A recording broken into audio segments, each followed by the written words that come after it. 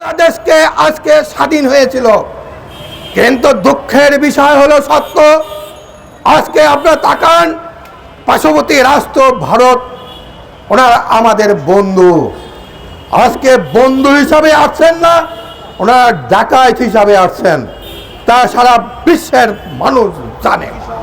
1971 সালে এই দেশ যখন স্বাধীন হয়, এই ভারত পরবর্তীতে আসে, কিন্তু যখন দেশ স্বাধীন হয়ে যায় তখন এই ভারত আমার বাংলাদেশের যত খনিজ সম্পদ আছে, যত অস্ত্র আছে, যত বিমান ট্যাঙ্ক আছে, যা কিছু আছে সব কিছু এই ভারত আমাদের থেকে লুটপাট করে নিয়ে গিয়েছেন। আজকে ওনারা বলতেছে যে আমরা দেশ স্বাধীন করেছি, বেশ ভালো কথা, দেশ স্বাধীন করেছেন। আজকে যে আমার দেশ যে ডাকাতি করেছেন, ডাকাতি করেন নাই। আমার অর্ডিন্যান্স ফ্যাক্টরি থেকে স্বাধীনের সময় আমরা 22 কোটি টাকার সম্পদ, 22,000 কোটি টাকার সম্পদ লুট করে নেন নাই। আমার বাংলাদেশের সেই 71 সালে যখন শেখ মুজিব 72 সালে যখন আপনাকে সালে টাকা বানাইতে দিয়েছিল, কত টাকা বানাইতে দিয়েছিল? 4,000 কোটি টাকা বানাইতে দিয়েছিল। আপনি কি করেছেন? একই নাম্বার দিয়ে 12,000 কোটি টাকা আপনি বানাইছেন। সেই 12,000 কোটি টাকা একই নাম্বার দিয়ে আমার বাংলাদেশে 4,000 কোটি টাকা বাংলাদেশ ব্যাংকে দিয়েছেন। আর 8,000 কোটি টাকা দিয়ে কি করেছেন? 8,000 কোটি টাকা দিয়ে 73-এর লাস্টে আমার বাংলাদেশের থেকে নিত্য প্রয়োজনীয় যত খাদ্য আছে, সমস্ত খাদ্য আপনারা কাগজ দিয়ে কিনে নিয়ে 74-এ আপনি দুর্ভিক্ষ বানাচ্ছেন।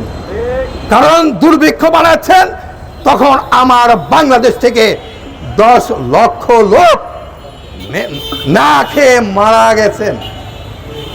আজকে আপনারা কত ডাকাতি করেছেন?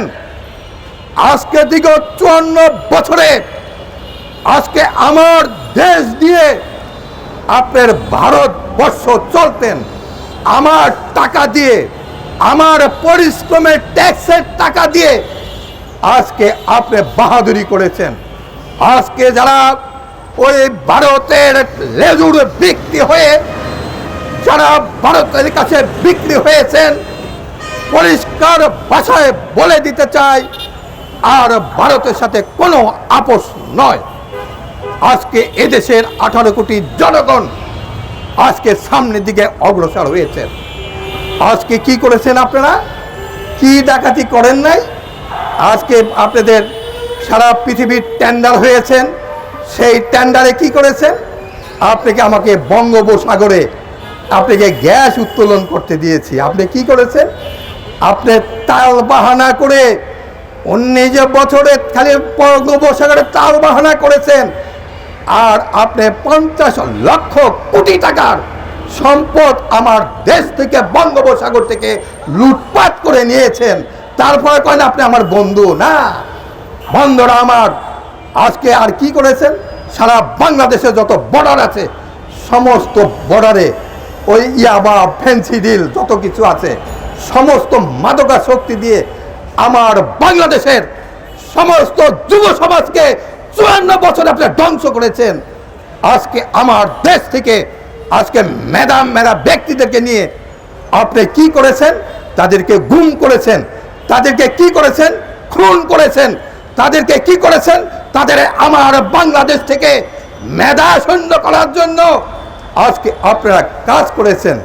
আজকে আর একটা কাজ করেছেন, আজকে আপনাদের যত মন্ত্রণালয় আছে, সমস্ত মন্ত্রণালয় সে দিল্লির দাবেদাররা আজকে বসে আছে। তার কারণ কি আপনারা জানেন? যে আন্ডারগ্রাউন্ডে 1970 সালে শেখ মুজিব, ইন্দিরা গান্ধী একটি গোপন চুক্তি করেছিল। সেই চুক্তিটা অনেকে আপনারা জানেন না।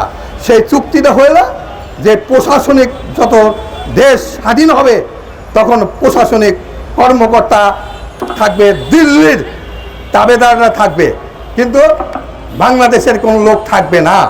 এবং সেই হিসাবে আজকে আপনারা বিগত 54 বছরে আপনাদের অনুসারে আপনারা এরা দিল্লির তাবেদার দেখে দেখে আজকে প্রশাসন আপনারা সাজাচ্ছেন। কারণ